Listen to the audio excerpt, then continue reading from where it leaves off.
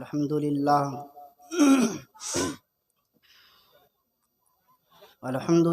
نحمده ونستعینه ونستغفره ونؤمن به ونتوکل علیہ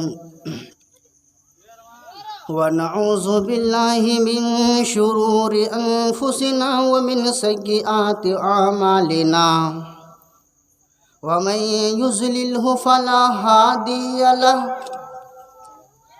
ونشهد أن لا إله إلا الله وحده لا شريك له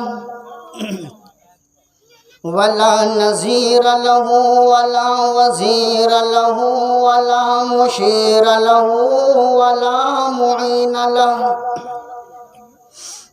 وقال النبي صلى الله عليه وسلم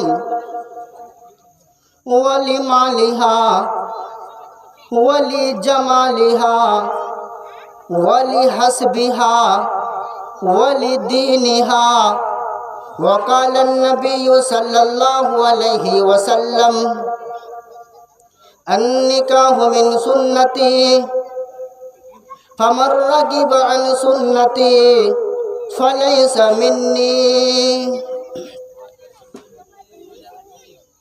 کہ آج خدا دو گھروں کا کر رہا ہے ملن، کہ آج خدا دو گھروں کا کر رہا ہے ملن، کتنے خوش ہوں گے دلہا اور دلہن۔ معزز سامعین کرام،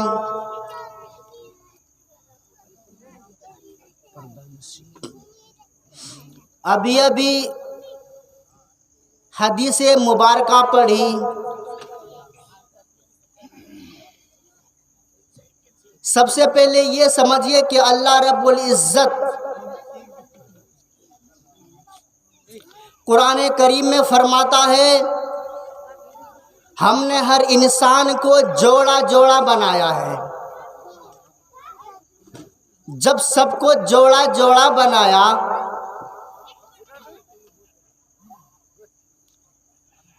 اور آدم علیہ السلام کو پیدا کیا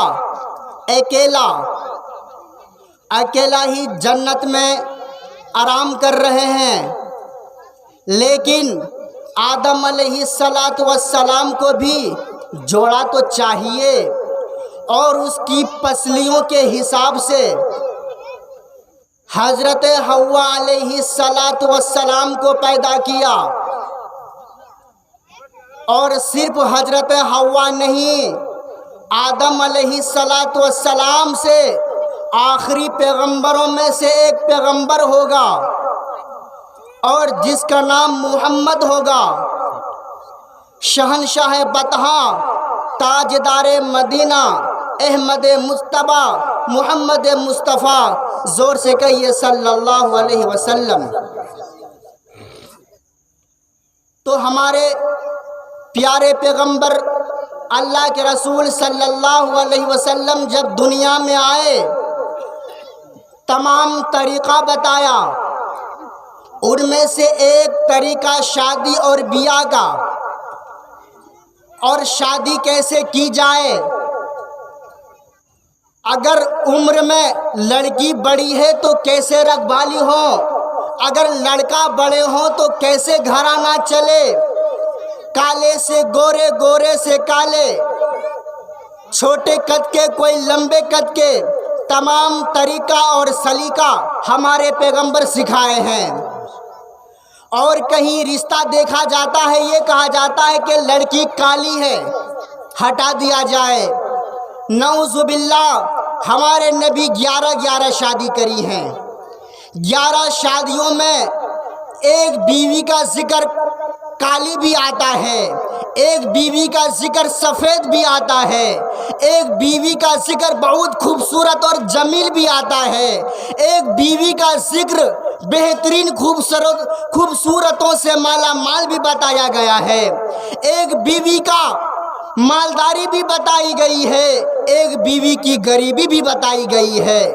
یہ طریقہ ہمارے پیغمبر علیہ السلام سکھائے ہیں۔ آئیے ذرا دیکھتے ہیں، یہ مت دیکھو کہ گاؤں کے چودھری गांव के मंत्री, गांव के नेता और गांव के मुखिया, गांव के बड़े बड़े लीडरा और गांव के चीफ मिनिस्टर और गांव के बड़े बड़े प्रधान अपने बच्चों और बच्चियों की शादी कैसे करते और करवाते हैं। ये मत देखो कि गांव के लोग, बड़े बड़े लोग अपनी बेटियों की शादी कैसे धूम धमास कैसे कराते हैं। अगर ये देखोगे तो नाकाम हो जाओगे। बल्कि वो देखो, हमारे नबी अलैहिस्सलातु वस्सलाम अपनी बेटियों की शादी कराई, 4 बेटियां हैं। वो देखो, हमारे नबी अलैहिस्सलातु वस्सलाम अपनी बेटी हजरत फातिमा की शादी कैसे कराई, हजरत रुकैया की शादी कैसे कराई, हजरत ज़ैनब की शादी कैसे कराई, हजरत उम्मे कुलसूम की शादी कैसे कराई। अगर ये देखेंगे तो कामयाब और कामरान हो जाएंगे।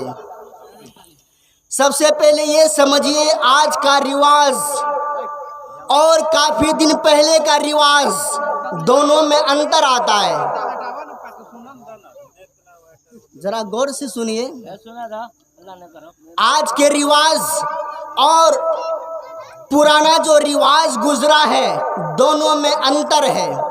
पहले का क्या रिवाज था, बारात का कोई मामला नहीं था और बारात नहीं हुआ करती थी, सिर्फ लड़का लड़की दोनों तैयार हैं, लड़की को तैयार करा दिया जाए। अब लड़का बन संवर कर जाते थे, बस शादी की, निकाह किया, बस लड़की को लेके आ जाया करते थे, लेकिन बारात का सिस्टम नहीं था। और उस मामले में क्या मामला था, लुटेरू और डाकू का मामला ज्यादा था। इसीलिए जिसकी शादी हुआ करती थी, लड़का अपने काफिले को ले लिया करते थे, 50-60 काफिले को ले लिए, 10-20 लोगों को ले लिए। इस वजह से लिए थे कि मैं जाऊंगा शादी करने के लिए, जब मैं दुल्हन को लेकर आऊंगा ऐसा न हो कि मेरी नई नवेली दुल्हन को कोई हमसे लड़े और लड़की को लेकर भाग जाए, बेटी किसी को और हमसे लड़के और हमें मार दे, वो लड़की को कोई और लेकर भाग जाए। इसीलिए काफिला को तैयार करने के लिए 15-20 काफिला को तैयार किया जाता था। जब लोग आम होते गए, 50-60 लोग आते गए, उसका नाम एक रख दिया गया बारात। हमारे नबी से साबित नहीं है बारात का, सहाबा किराम से साबित नहीं है बारात का। आज लोग बारात लेकर जाते हैं, बारात के नाम न लें, ये कहे कि मैं एक काफिला लेकर आया हूँ, ये कहे कि हम तो शादी करके वापसी में दौड़ेंगे घर, और घर जाने में हमें कोई हादसा पेश न हो और ये डाकू रास्ते में घेर न ले। इस निस्बत से तुम 10-50 लोगों को लेकर जाते हो तो ठीक है, वरना अल्लाह के रसूल ने मना किया है। आगे देखिए कि कौन कहाँ होता है, नसीब वहाँ जिसका जहाँ होता है, नसीब वहाँ जिसका जहाँ होता है। सबसे पहले हर इंसान, हर किसी का बच्चा होता है, बच्चा को लिखाते पढ़ाते हैं, चाहे बच्चे हों या बच्चियां हों, फिर वो जवानी के दहलीज पर कदम ले आते हैं। अब माँ और बाप का फिक्र ये है कि इसे शादी करा दूं। लड़के वाले भी लड़की के तलाश में हैं और लड़की वाले भी लड़के के तलाश में हैं, एक दोनों के मोहताज। इस वजह से मोहताज हैं अल्लाह के रसूल सल्लल्लाहु अलैहि वसल्लम की इसके अंदर में सुन्नत आ जाए। अब जब मालूम चला कि लड़की का रिश्ता तो लड़का आ चुका है, अच्छा है, कमाता है, खाता है, 20-40 हज़ार रुपये माह का उसकी मंथली हुआ करती है और उसकी तनख्वाह हुआ करती है। अब देखा कि 50 से 60 हज़ार कमाता है या 60 से पूरे 1 लाख रुपए महीना कमाता है, वो लड़का उतना ही डिमांड रखता है, उतना ही मांग रखता है। इस वजह से मांग रखता है कि हमारी तो नौकरी है, 50-60 हज़ार की नौकरी है, मैं ये चाहता हूँ कि लड़के वाले भी हमें उतने दें। ये बताओ اگر لڑکی غریب ہے تو کیا ہوگا؟ اسی کے بارے میں اللہ کے رسول صلی اللہ علیہ وسلم فرماتے ہیں ولی مالہا، کچھ لوگ وہ ہیں جو مالداری کو دیکھ کر شادی کرتے ہیں، دوسرا وہ ہے ولی جمالہا، وہ لوگ ہیں جو خوبصورتی کو دیکھ کر شادی کرتے ہیں، تیسرا وہ ہے ولی حسبیہ، حسب اور نسب کو دیکھ کر شادی کرتے ہیں، چوتھا وہ ہے ولی دینہا، جو دینداری کو دیکھتے ہیں اور شادی کر دیتے ہیں۔ چار چیز اللہ کے رسول نے بتائی، چار چیز۔ پہلی چیز وہ ہے ولی مالہا، کچھ لوگ مالداری کو دیکھتے ہیں تب شادی کرتے ہیں، اگر مالداری ہوئی تو شادی تے، اگر مالداری نہیں ہوئی تو شادی سے انکار کر دیتے ہیں۔ دوسری چیز ہے ولی جمالہا، کچھ لوگ یہ دیکھتے ہیں خوبصورتی، خوبصورت ہو تو شادی کریں ورنہ واپس کر دیں، رشتہ توڑ دیں، ایسا بھی نہیں۔ اور تیسری چیز ہے ولی حسبیہا، حسب اور نسب کو دیکھا جائے کہ جہاں میں رشتہ لگا رہا ہوں اپنی بیٹی کے لیے، لڑکا شرابی ہے، جواری ہے، نیک ہے، بدبخت ہے، بد کردار ہے، واقعی میں اچھا ہے یا برا ہے، ان چیز کو دیکھا جائے۔ اب اس کے بعد چوتھی اور آخری چیز ہے ولی دینہا، دینداری کو دیکھو اور شادی کر دو۔ اسی کو قرآن کریم نے یہ کہا، کیا کہا؟ مالداری دیکھیں کہا نہیں، دولت داری دیکھیں کہا نہیں، اور بے شمار خوبصورتی دیکھیں کہا نہیں، بنگلہ دیکھیں کہا نہیں، گھر دیکھیں کہا نہیں، زمین جائیداد دیکھیں کہا نہیں، خاندان دیکھیں کہا نہیں، تو کیا دیکھیں؟ بس یہ دیکھیں دین اسلام میں ہے یا نہیں ہے، لڑکی مومنہ ہے یا نہیں ہے، یا لڑکے مومن ہے یا نہیں ہے۔ جہاں مومن اگر سامنے آ جائے تو اس سے شادی کر دیا جائے۔ کچھ لوگ ایسے ہوتے ہیں، پریم کیا، لڑکی کو لے کر چلا آیا، چاہے لڑکی عیسائی ہو یا ہندو ہو، لڑکا مسلمان ہے، پہلے کلمہ پڑھا لوں گا بعد میں شادی کروں گا۔ ارے کلمہ پڑھانے کی نیت تو کہاں ہے؟ تمہیں تو ایک پیار کرنے کی نیت ہے، ایک محبت سے لائے ہو، شادی کروں گا یہ نیت ہے۔ سنت رسول کہاں ہے اور سنت محمدیہ کہاں ہے؟ دل میں یہ ہے میں نے پریم کر کے شادی لایا ہوں، اب شادی بعد میں کروں گا، لیکن پہلے کلمہ پڑھایا جاتا ہے۔ میرے نوجوان ساتھیوں ایسا نہیں، یہ اسلام سے خارج ہیں، یہ اسلام سے دور ہیں۔ اب آگے دیکھیے، آج نوجوان بڑا ہوا، باپ نے کہا میرے جو لڑکے ہیں 20-22 سال کی عمر میں قدم چلا ہے، اب میں اس کے لیے رشتے ڈھونڈوں۔ اب رشتہ تلاش کرتا ہے، اچھا گھر تلاش کرتا ہے، اچھا مکان تلاش کرتا ہے، دیکھا کہ واقعے میں لڑکی اچھی آ رہی ہے۔ جب دیکھا کہ لڑکی اچھی ہے تو میرے بیٹے کیا اس سے کم ہیں؟ جب وہ جائیداد والے ہیں تو ہم مکانات والے ہیں۔ اب لڑکے کے باپ کے دل میں وہ بات پیدا ہوتی ہے جہیز کے نام کی، کہ میں جہیز لوں اس کے بعد رشتہ طے کروں۔ اگر لڑکی دیندار ہے، اس کے گھرانے بھی دیندار ہیں، تو اگر پیسے نہیں ہیں، دہیز کی کوئی چیز نہیں ہے، اب کیا کہتے ہیں چلو اب رشتہ توڑ دو، میرا رشتہ کہیں اور سے آ رہا ہے۔ نعوذ باللہ، ایسے رشتہ ڈھونڈنے والوں پر اللہ کی لعنت ہے، وہ ہمیشہ پریشان رہے گا۔ اب آگے دیکھیے، اب لڑکا کے باپ نے کہا میرا بیٹا ہٹا تگڑا نوجوان مستمند اور بڑی والے اور کلینک پر بیٹھتا ہے اور 50,000 مہینہ کماتا ہے، ڈاکٹر ہے، اسی لیے جہیز میں بہت ساری تیاری کر کے لے آنا۔ اب لڑکی والے تو غریب، کچھ نہیں ہے، اب کہا کہ شادی کر لو اللہ کے واسطے، لڑکا کے پاس تو سب کچھ ہے، لڑکی کے پاس نہیں ہے۔ اب وہ رشتہ توڑ دیتے ہیں۔ اب کہتے ہیں رشتہ جوڑنا ہے تو دولت نکالو۔ اب وہ لڑکی بیچاری کہاں سے دولت نکالے گی؟ آئیے ذرا دیکھتے ہیں۔ اب باپ نے کہا شادی ہو رہی ہے لڑکے کی، شادی ہو رہی ہے لڑکی کی، لیکن بیچ میں آگے پیچھے باپ کرنے والے۔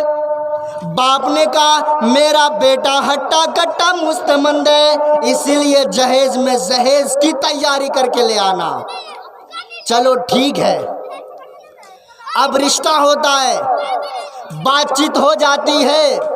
لڑکی تو بیچاری غریب ہے، کہاں سے قرض وغیرہ اٹھا کر وہ اپنی بیٹی کی شادی کرواتے ہیں۔ اس کی بھی تمہارے اوپر عذاب ہوگا۔ اب اس کے بعد لڑکا تیار ہے شادی کرنے کے لیے۔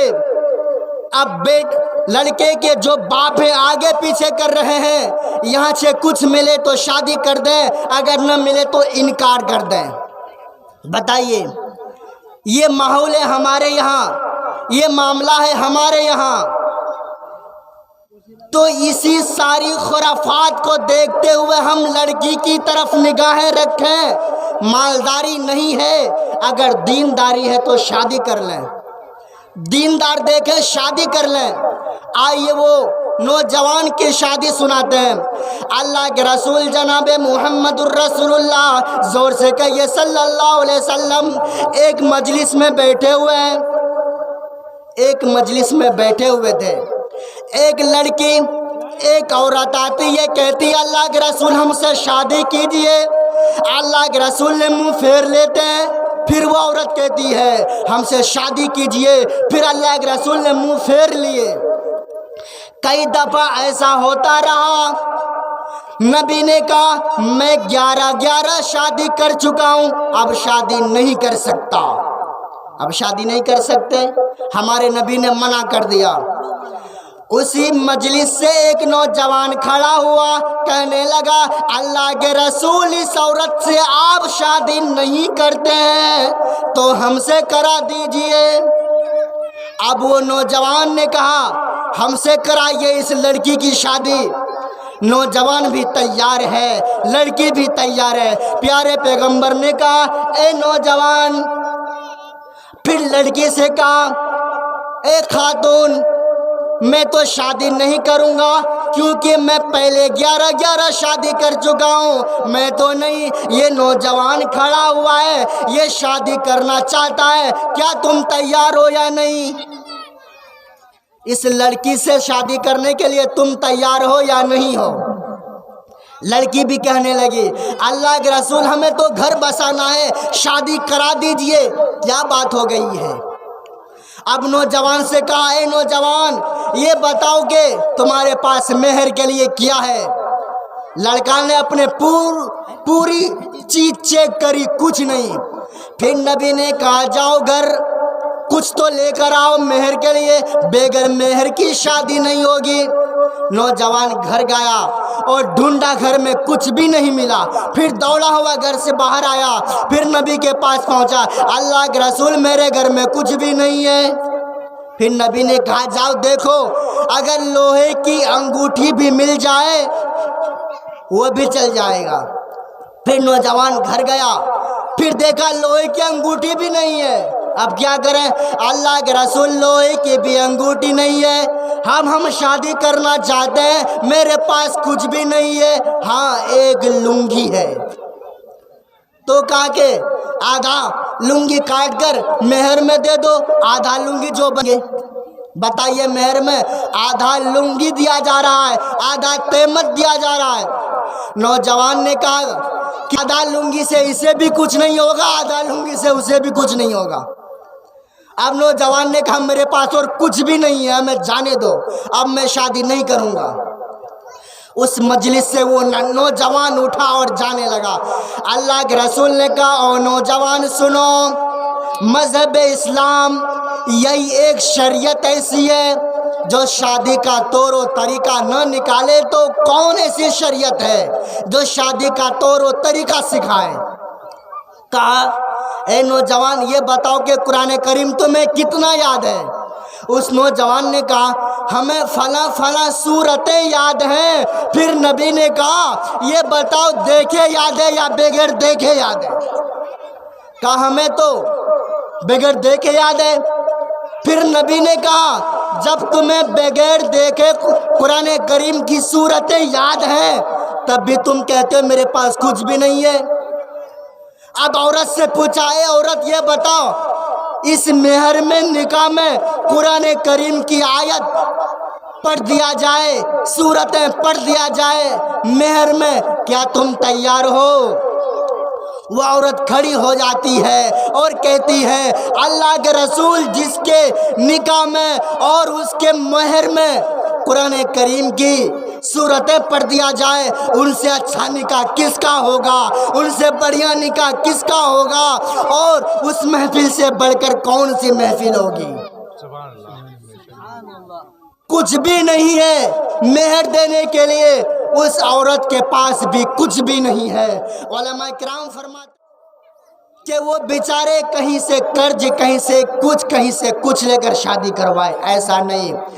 آج کے نوجوان سے پہلے باپ یہ کہتا نہیں میرا بیٹا ہٹا اور کٹا نوجوان تندرست، اسی لیے جہیز کی تیاری کر لے آنا۔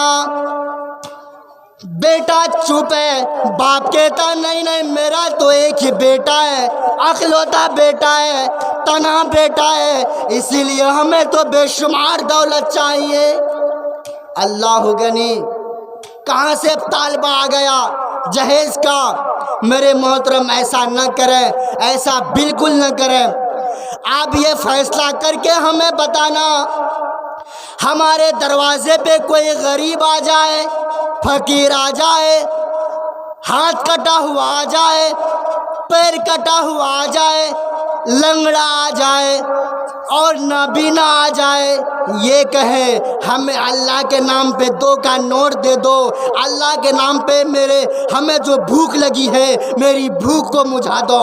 ہاں میں دیکھ رہا ہوں اندھا ہے، لنگڑا ہے، ضعیف ہے، کمزور ہے، چلنے سے معذور ہے، دل نے کہا 10-20 کا نوٹ دے دیا جائے، چلو ہم نے دے دیے، غریب ہے 2-4 کا نوٹ دے دیے، ہاں جیسے آپ بھی دیتے ہیں، چلو یہ غریب ہے، فقیر ہے، بھکاری کو دے دیا جائے۔ محمد پور کے نوجوان اور یہاں کے بزرگان دین اور یہاں کے بزرگوں یہ فیصلہ کر کے بتاؤ، ایک غریب اللہ کے نام پہ مانگ رہا ہے، ایک ہٹا کٹا نوجوان بیٹے والا باپ جہیز اور بیٹا کے نام پہ مانگ رہا ہے، ایک تو اللہ کے نام پہ مانگا، ایک تو بیٹا کے نام پہ مانگا۔ آپ یہ فیصلہ کریں دونوں میں انٹرنیشنل بھکاری کون ہے؟ آپ فیصلہ کر کے یہ بتائیں دونوں میں انٹرنیشنل بھکاری کون ہے؟ ایک تو اللہ کے نام پہ